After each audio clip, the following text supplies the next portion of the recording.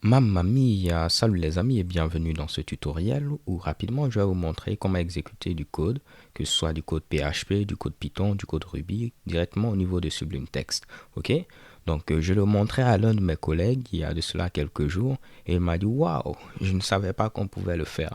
Donc je me suis dit peut-être qu'il y a également parmi les abonnés d'autres personnes qui ne savent pas que c'est possible.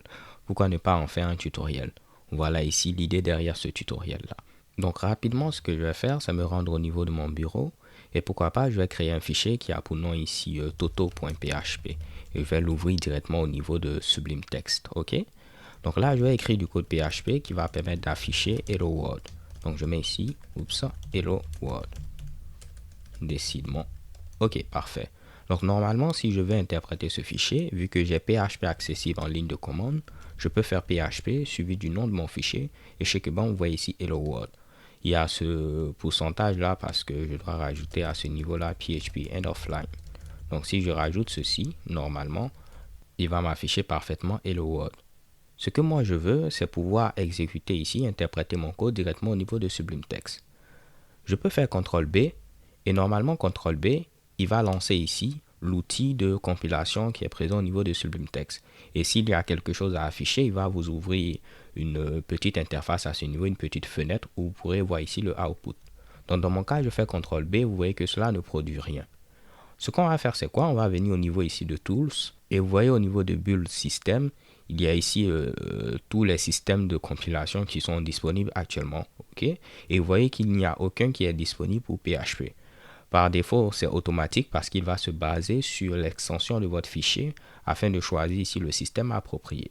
Donc moi, je vais créer un nouveau système. Donc je fais ici New Build System et on va créer un pour ici PHP. Vous pouvez mettre la vidéo sur pause et copier ce code-là. En grosso modo, vu que moi je suis au niveau ici d'une distribution Unix, je dois préciser où est-ce que se trouve mon interpréteur PHP. À ce niveau-là, si vous avez Linux, vous pouvez faire which suivi ici de PHP. Il va vous dire où se trouve ici PHP. Dans mon cas, cela se trouve au niveau du dossier USR, bin et ici PHP. Ok? Mais j'ai la possibilité de le préciser comme cela. De cette manière, il saura qu'il doit aller également le prendre au niveau de USR bin. Cela signifie que si vous utilisez par exemple WAMP Server ou encore XAMPP Server, ainsi de suite, si vous êtes sous Windows, vous allez devoir mettre à ce niveau-là le chemin de votre fichier exécutable php.exe. Okay? C'est celui-là que vous allez mettre à ce niveau-là. Après, vous pouvez garder les autres Mitsubishi pareil comme ce qui est présent ici. C'est simplement ce chemin-là que vous allez changer. Donc là, une fois que c'est fait, j'enregistre et on me demande où est-ce que je souhaite le mettre. Moi, je vais venir au niveau du dossier user et je vais créer un nouveau dossier qui a pour nom build snippets. Ok? Donc, j'ai créé ce dossier-là, comme vous pouvez le voir, build snippets. Vous pouvez le mettre directement, mais je préfère le mettre dans un dossier séparé. Et là, on me demande le nom que je souhaite donner à mon système de compilation. Je vais mettre ici PHP. Et ce nom-là, c'est celui-là qui va s'afficher dans la liste. Donc là, l'extension, comme vous pouvez le voir, il a mis automatiquement, c'est ici sublime-build. Je fais ici save et normalement, à ce niveau-là, mon système de compilation PHP doit être maintenant disponible. On va le prouver. Si je viens à ce niveau, je viens au niveau de Tools, ensuite Build System. Vous allez voir maintenant ici PHP dans la liste. Mais là, je peux laisser automatique parce que vu que mon fichier est un fichier PHP, et là, on a précisé qu'on s'intéresse au fichier PHP. Vous voyez, les fichiers dont le code source, c'est du code PHP. Alors, il saura qu'il doit prendre ici ce système-là pour compiler mon fichier. Et tout ce qu'il va faire, c'est quoi? Il va faire PHP suivi du nom de mon fichier. Ce qui va permettre ici, comme on l'avait fait manuellement à ce niveau-là, de pouvoir interpréter mon fichier. Donc, je viens ici, je fais CTRL B et chez Keban, vous voyez ici, il interprète mon fichier et il affiche le résultat. Ce qui revient à dire que j'aurais pu faire une boucle for. Par exemple, on va compter de 0 à 5 et on va juste afficher le nom en question. Donc, je vais mettre echo $i et je vais rajouter PHP end of line. Ok? Si je fais CTRL B, chez Keban, vous voyez ici 0, 1, 2, 3, 4.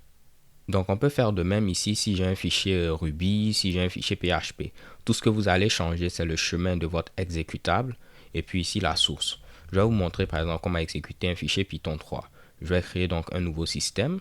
Je viens ici au niveau de Build System. Je vais faire ici New Build System.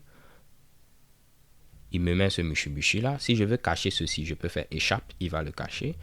Je vais coller en lieu et place ici de mettre ici PHP, dans mon cas, ce sera Python 3. En lieu et place de mettre source.php, ce sera source.python. Je vais l'enregistrer dans ce dossier build snippet et je vais l'appeler Python espace 3 parce que c'est ce qui va s'afficher. OK? Là, je vais fermer ceci. Maintenant, si je viens au niveau de Tools, au niveau de Build System, vous allez voir qu'il y a maintenant ici Python 3 qui est disponible. Celui-là qui est présent par défaut, je crois que c'est pour Python 2. Donc, on va créer un fichier qui a un code Python 3 et on va tenter ici de le voir. Donc, au niveau de mon bureau, je vais créer un nouveau fichier que je vais appeler, pourquoi pas ici, hello.py, puisque les fichiers Python ont pour extension ici py. Donc, je fais sub hello.py. Et tout ce que je vais faire, c'est afficher hello world. Donc, je vais faire ici print et je mets ici hello world. Je vais maintenant tenter d'interpréter ici ce code. Je fais simplement CTRL B. Il me demande lequel je souhaite choisir parce qu'il y a plusieurs systèmes de compilation qui peuvent ici être utilisés dans ce cas-là. Donc, je vais prendre ici Python 3 et chez Keban, vous voyez ici Hello World. Si je fais encore CTRL B, vous voyez, il va utiliser le dernier système que j'ai eu à utiliser. Donc là, apparemment, j'aurais pu faire une boucle for. Je vais faire ici pour i qui va être pris dans la plage de 0 à 5. On va tout simplement afficher notre i. Donc, je fais ici print et je rajoute ici i. Je fais CTRL B. Je rajoute ici le E, je fais CTRL B et chez Keban, vous voyez ici 0, 1, 2, 3, 4. OK? Alors les gars, c'est tout pour cette vidéo. J'espère que vous l'avez apprécié. Peace.